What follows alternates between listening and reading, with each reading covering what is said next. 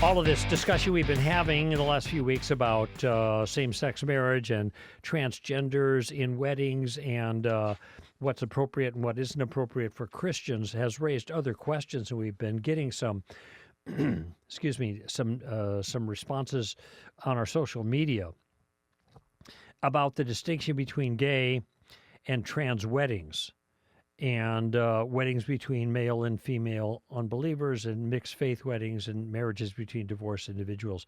And so maybe I'll say a few things about that. The distinction that I've tried to make here, and it's a little bit sticky because the terminology hasn't matured yet regarding these issues, but is one between a same-sex wedding and what might be called a trans wedding. That is, a wedding where one individual is trans. All right. Now, remember, if an individual is trans, if it's a trans male, that means they are actually physically a female living as a male.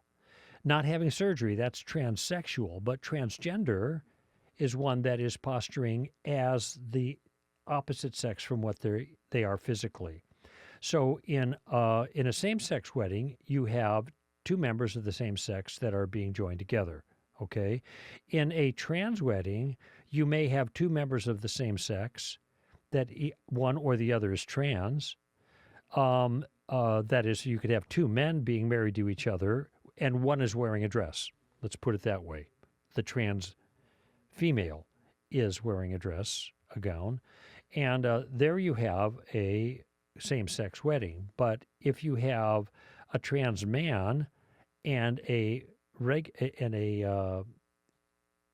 one who's got male sexuality, a cisgendered man, identifies as male and is male, then you actually have a woman and a man being married together. So that would be another option or another alternative for a so-called trans wedding. And so we have, Alan weighed in on that in the last show, and I've talked about it as well. And neither of these kinds of weddings are real weddings.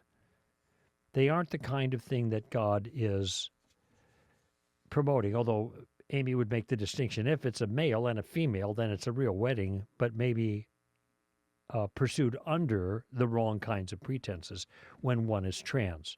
All right? But anyway, I'm making that distinction. We already weighed in on whether we thought it was okay to participate in that kind of wedding. No, it's not.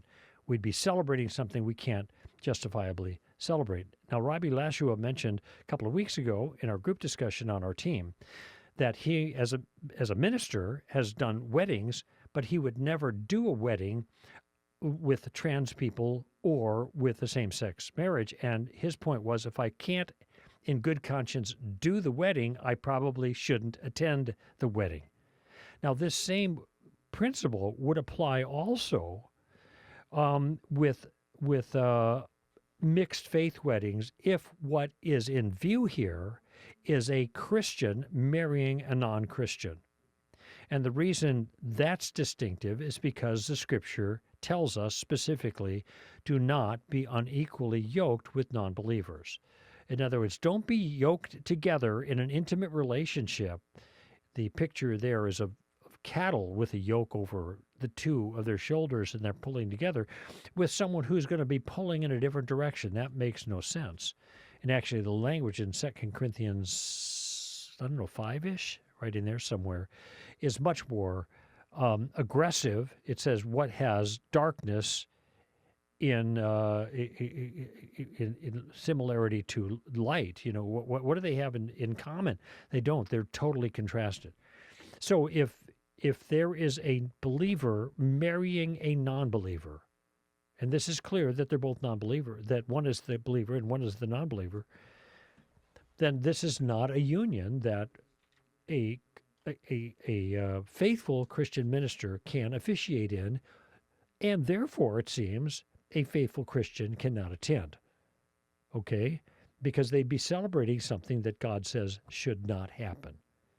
Now, what if they're two non-believers? Well, it doesn't matter.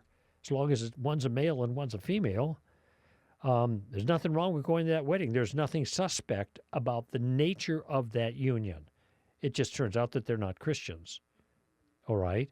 What about mixed faith weddings that are not Christian? What about if a Muslim marries a Hindu? Well, I don't see why you wouldn't be able to attend that either. So what about because it's not like a wrong pairing. It may not be wise, okay? I mean, that's another issue. When you are looking for a lifelong partner, you do not want diversity.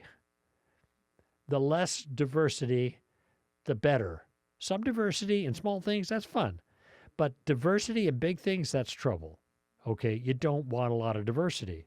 So if you're a devout Hindu and you are interested in marrying a devout Buddhist, well, in Christian terms, that's not wrong, according to Christian theology, but it may be not smart because an important thing, you're going in two different directions. All right. Now, what about divorced individuals? Now, this is a little bit more tricky, but the principle, I think, is fairly easy.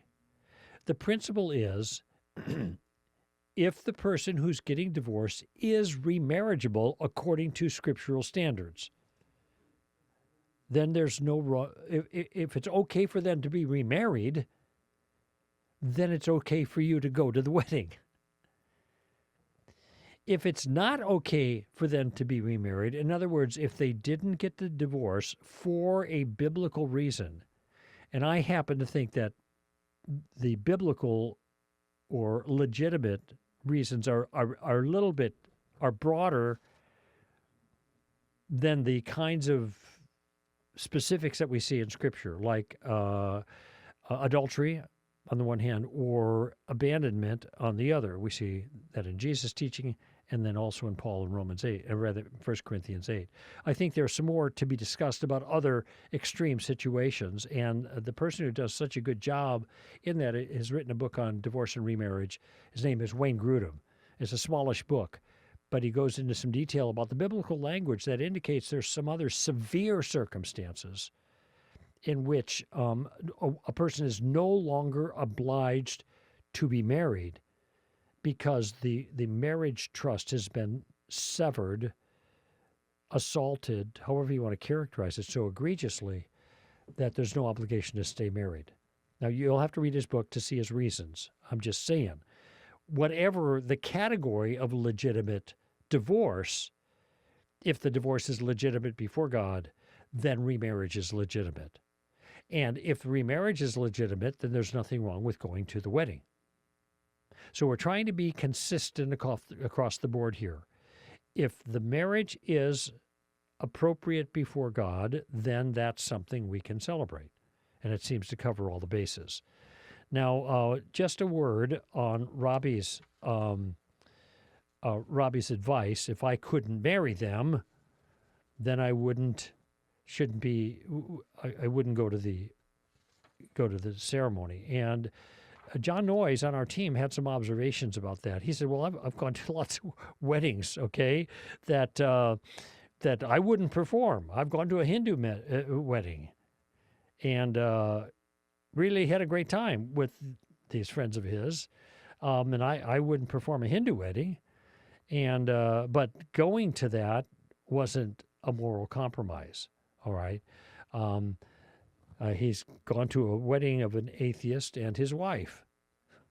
Now, he wouldn't marry them because, in John's mind, he would be participating in creating a union before God with people who didn't even believe there was a God.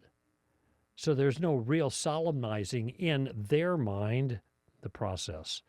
And so there are some exceptions to the rule that Robbie Lashua offered, and John just pointed them out. Sometimes for obvious reasons that are not related to the morality of the ceremony, a Christian minister may not do the marriage, but could still attend.